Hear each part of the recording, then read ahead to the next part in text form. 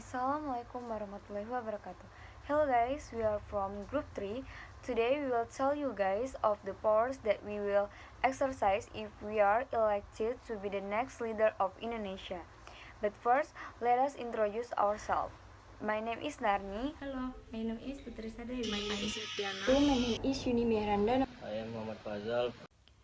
After introduce ourselves, Fazal will present our regulation for crime and punishment. If I be a president, I would bring in death penalty for drug dealers and corruptor because it is very detrimental to the country. I would send more people to prison if that people violate state regulation. I wouldn't have longer sentence because I think now enough. I wouldn't send children to prison because incarceration imposes trauma. Disconnected youth from their families and communities, interrupt their education and development, and compound the stigma of a universally court record and court-ordered financial obligations. I will combat corruption in all government institution by power of the people, create pathways that give citizens relevant tools to engage and participate in their government, identify priorities, problems, and find solutions.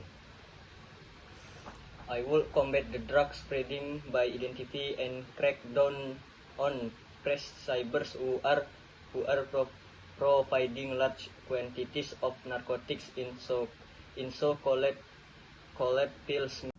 The health regulation will presented by Yunni Miranda. Will you make medical care free for all people? If so, how will you pay for it? If I were president, I will have provide free medical care for underprivileged people for both minor and serious illnesses such as cancer, dialysis, and other diseases that require expensive treatment, and all costs of care and treatment will be covered by health insurance.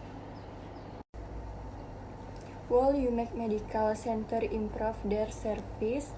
If I were create a medical center, I will have make it easier for people to access health service, provide protection for patient safety, community, hospital environment, and human resource in hospital.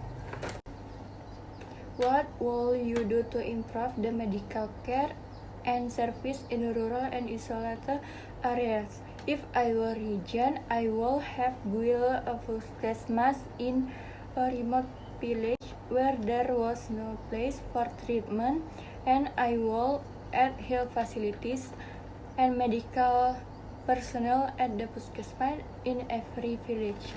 The next is education that will presented by Narni. If I would be a president of Indonesia, I would require children from 7 until 18 years old to go to the school. Parents can also send their children to kindergarten when their children is 5 years old. Kindergarten is not required because the children will not be forced to study with a lot of demands. In kindergarten, they will only hone their intelligence, and for those who are more than 18 years old can continue to college, and this will not be forced but will be financed 50% by the government.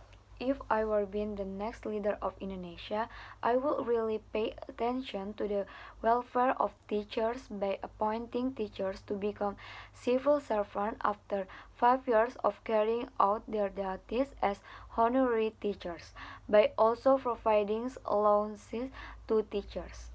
We will also pay great attention to the monthly teacher salaries, trying to provide learning materials and methods in a good and easy to understand way. And for schools that have many teachers who live far away, we will borrow the school a bus or build official houses in school environment. For appointment to become a civil servant, It will be seen and reviewed in terms of performance and achievement while serving as honorary teachers. And the provision of facilities will only be given to the teacher who really deserve it. If I were selected as the next president of Indonesia, I would require children to study foreign language, especially English language, because English language is an international language that can use in every country. Mastering English language is one of the requirements so that a country can compete in international arena. We will also establish cooperation with Ministry of Education to make an application for children in Indonesia to study foreign language, not just English language. Not just foreign language, Indonesian language and regional language will also very concerned because these two things become the identity of Indonesian nations. For the environment regulation will presented by Septiana.